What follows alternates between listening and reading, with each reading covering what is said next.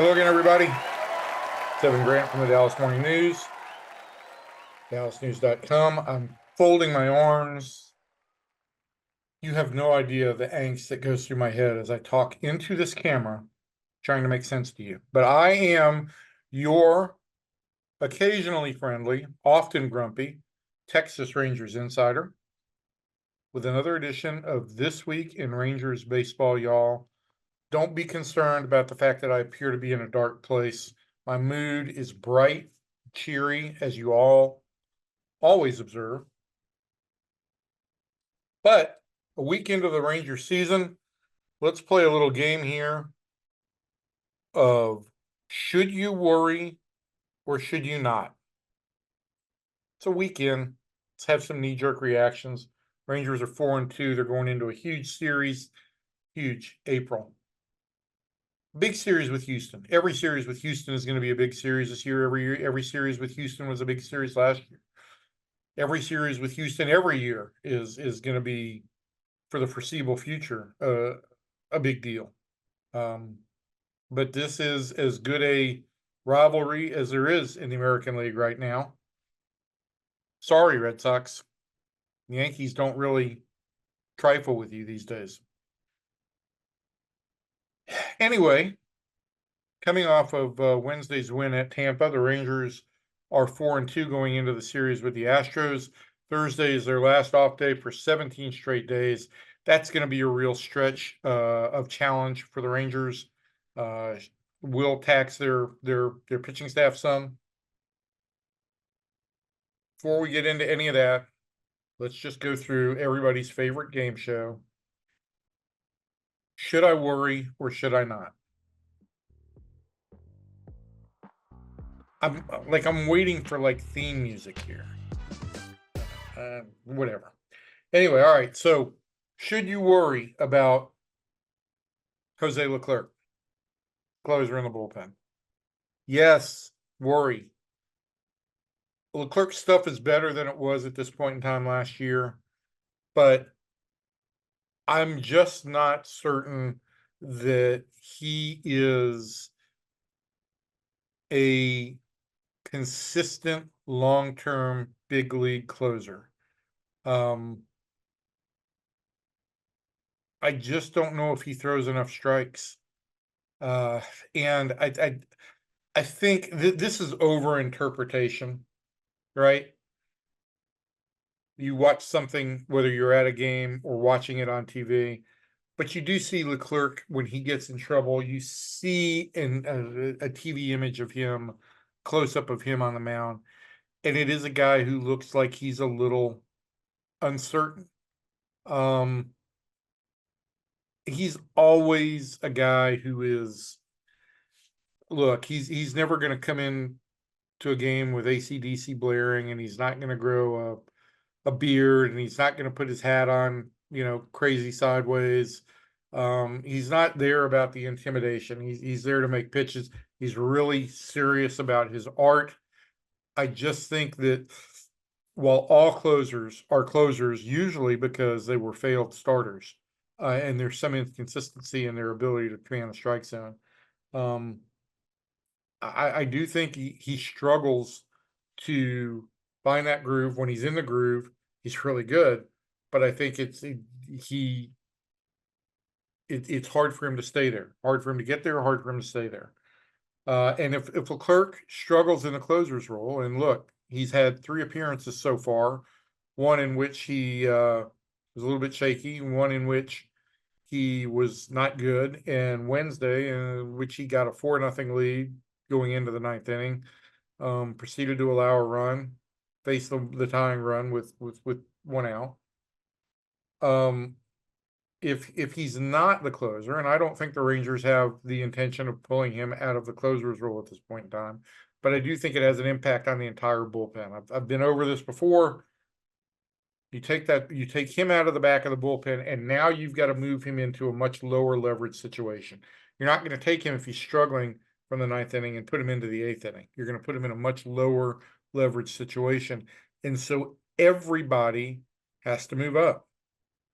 Responsibilities creep up on everybody. David Robertson's been great in the 8th inning. Is he still a closer? Don't know. Kirby Yates has been great in the sixth, seventh inning. Is he an eighth inning guy now? Don't know. And so it goes on and on. And I think we've also seen in the first couple of the first week of the season, the way this roster is constructed, the guys who are unproven, Yeri Rodriguez and Jacob Latz, have been a little inconsistent with the strike zone as well. So if you've got to move everybody up into higher leverage situations or a higher leverage role, you potentially impact the overall welfare of the bullpen. So am I worried about Jose Leclerc? Moderately. Don't worry. Don't worry about Evan Carter and his 0 for 15. I think one thing that the Rangers are very much convinced of, and they wouldn't have brought Evan Carter up at the age of a week past turning 21 if they didn't think that this kid had the confidence to deal with the struggles. His 0 for 15 to start the season, which did include 6 walks. Yeah, it's the longest 0 for of his very brief career. But this is a guy who played during the playoff stretch, played during the playoffs, maybe pressing a little bit. Bruce Bochy said one of the reasons he gave him the day off on Wednesday was he saw a player who had gotten a little bit antsy, searching for that first hit. And listen, he's going to go. Anybody who has a long major league career is going to go through some 0 for 15s in their career.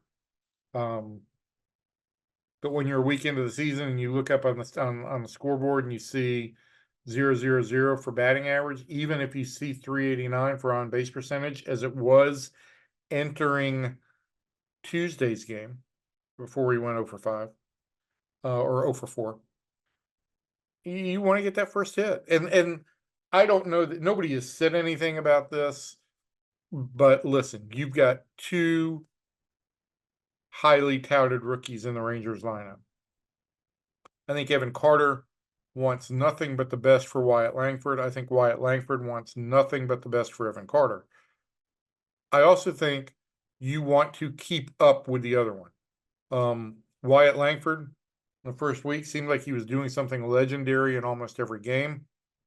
Whether it was trying to score from first on a ground ball to short and nearly making it, hitting balls at 112, 150 miles an hour, running like a demon down the line.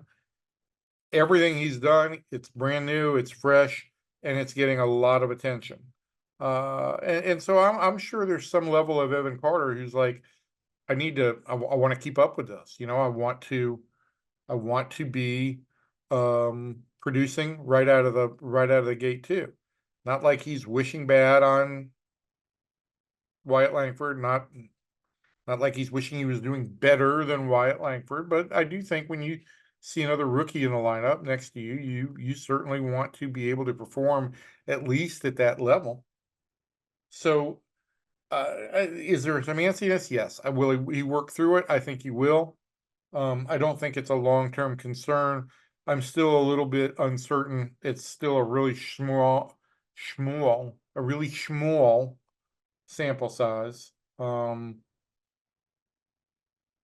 But the question long-term on Evan Carter is going to be, how does he fare against left-handed pitching?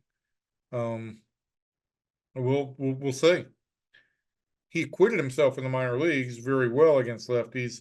Didn't hit, but he reached base. And this is the thing that I think will always keep Evan Carter going, because the on-base percentage will not suffer terribly, even when he goes in a slump at the plate.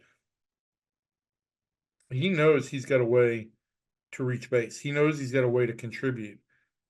So I think he'll bounce out of this fairly quickly. And if not, Bruce Bochy right now has the ability to give him a rest every once in a while. It's what he did on Wednesday. He can do that on more than one occasion. All right. Also, don't worry about this. Yes, Phil Maton hit 2 Rangers, and Josh Jung suffered a fractured wrist on a ball he swung at on Monday night. But don't worry about the fact that Phil Maton was a member of the Houston Astros last year. Don't think that he has some he's going to carry some vendetta against the Rangers because they beat him. Look, the Rangers were interested in Maton over the offseason. They ended up signing David Robertson, but there was some interest in Maton. He's no longer an Astro. He's left all of that behind. He's been pitching for the Rays in a tight game on Monday night, with the game still very much in question. He hit Evan Carter with a pitch that kind of grazed his pant leg. And then he hit Adolis Garcia pretty squarely. Adolis was okay. And then Carter, Jung, tried to get out in front of a fastball and kind of opened his body up, couldn't react quick enough to get out of the way of the pitch, and it hit the wrist. There's no wrist hunting or head hunting going on. There's no bad blood, no conspiracy theories on the dark Astros web. I would not worry about it. Early season, guys still don't have great command. I think Dane Dunning hit 2 guys in that game too, right? It happens early in the season, particularly with relievers who maybe have 10 innings in the in spring training going into the season, if they're lucky. Don't worry about Josh Jung. Listen, I wrote a column on Monday night talking about the biggest concern on Jung after he suffered the fracture is not whether it'll heal. It's going to heal. It's going to take a little bit longer than the Rangers expected. When he had surgery on Tuesday, doctors found a little bit more extensive damage than they expected, or what they had seen on X-rays, what they appeared to see on X-rays. The Rangers have adjusted his time frame as more like an 8 to 10 week absence rather than 6. And honestly, I thought 6 weeks was being a little bit aggressive. I believe when Elvis Andrus suffered a fracture when he was hit by a pitch, similar situation, a little bit different part of the arm, but when he suffered that fracture, he missed 2 months.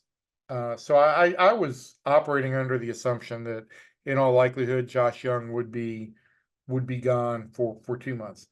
But the concern is, with the number of injuries he had, would at some point in time Josh Jung, I don't want to say, the phrase I used in print was reach a breaking point.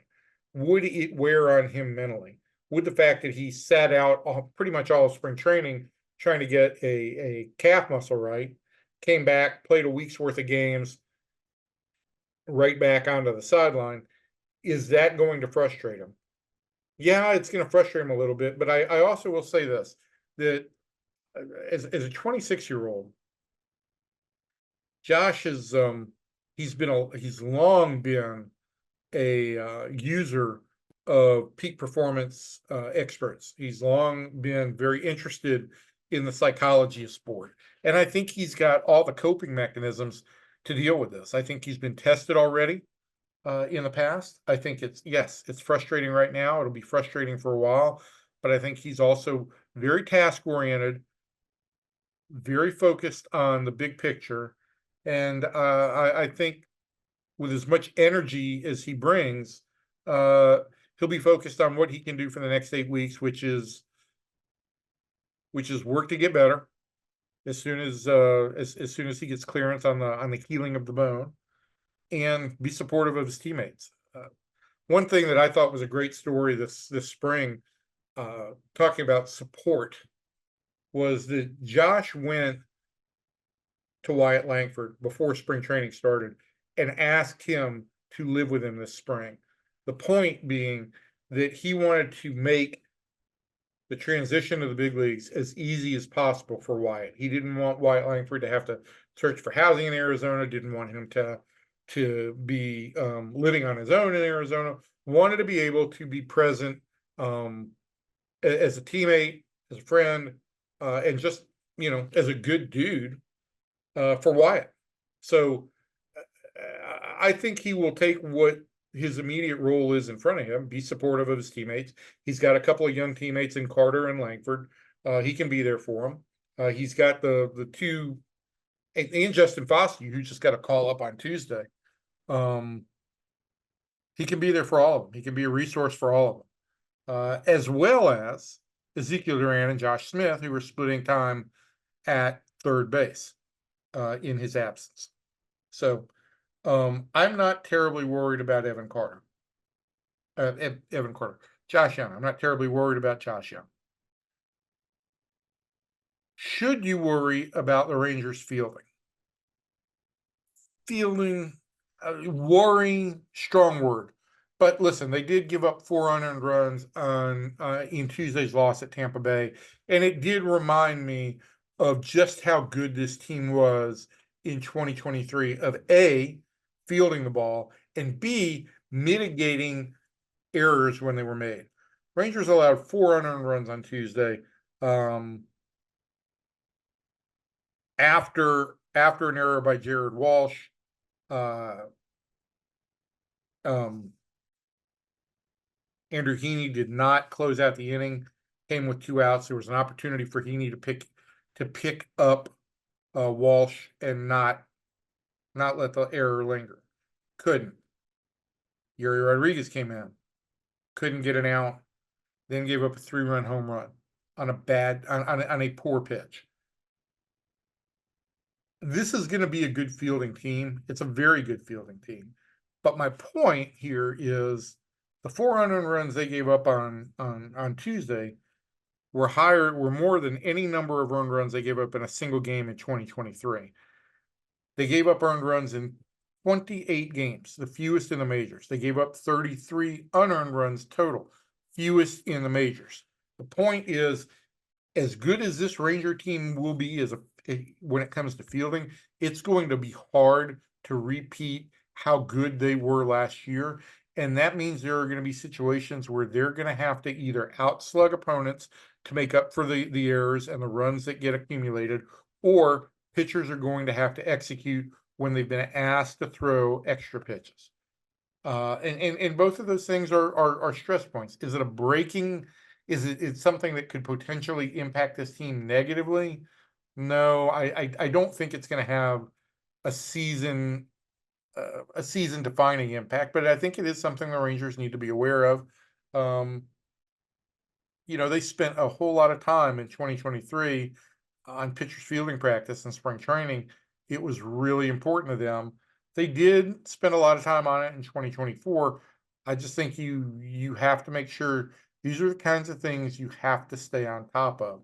And I should point out that there was a ball on Tuesday, earlier in the game on Tuesday, that Heaney couldn't feel right back up the middle. Got redirected and scored a run. So it's something that they need to pay attention to. That's my episode of Should You Worry or Should You Not for this week. As far as the Astros go, I think you should just be excited about really exciting baseball and a really good rivalry between these two teams that has emerged. Everything that these teams went through last year. Marcus Semien shushing Martin Maldonado, Alex Bregman claiming that we'll never know what it's like if the Astros don't win the division. Corey Seager responding after the Rangers won the World Series that I guess we'll never know what it's like if the Rangers don't win the World Series. So there's no shortage of drama points. I'm sure there will be something that creates a little bit of drama this weekend, and I'm sure in 2 weeks or next weekend when the Rangers go to Houston, there will be some drama down there too. These teams are playing 7 games in a 10-day span. That's a lot of games between two teams to play. Somebody gets hit. That's the kind of thing where you may see somebody remember it and want to get a little bit of retribution. So it'll be interesting. But these are the 2 best teams in the American League West, in my opinion. Seattle's got really good pitching. They're going to have to prove that they can play cohesively long term before I'm ready to pronounce them on the same level as these two teams. So I'm looking forward to a weekend in Arlington, a 4-day weekend, because Monday this is a weird wraparound series in which the Rangers will have 4 games with Houston and they go there for 3 the next weekend. It'll be good baseball. It's been a good start to this season. The Rangers have endured some injuries already with Nate Lowe out of the lineup right now. Jared Walsh has filled in really, really well with Josh Jung out of the lineup now. Corey Seager is playing the field most of the time, but the Rangers are also still trying to monitor his workload in the field due to that sports hernia surgery. So there's the Rangers are enduring some things. They endured last year too, and I think that experience did nothing but long-term benefit them, because you're going to face injuries over the course of the year, and it's how you deal with them. So I'm still rusty on getting back into this week in Rangers baseball and how you close the dang show out. I need to come up with some way to segue into saying goodbye to y'all. And we'll just do that. We'll do that now. I will be back in 2 weeks with more Rangers baseball. Maybe I'll be back next week. Look, who knows, man? I'm just here to try and surprise you and bring sunshine to everybody's face. That's what I do for a living. I report, I eat things, and I bring sunshine to everybody's face. So until next time, keep smiling. So long, everybody.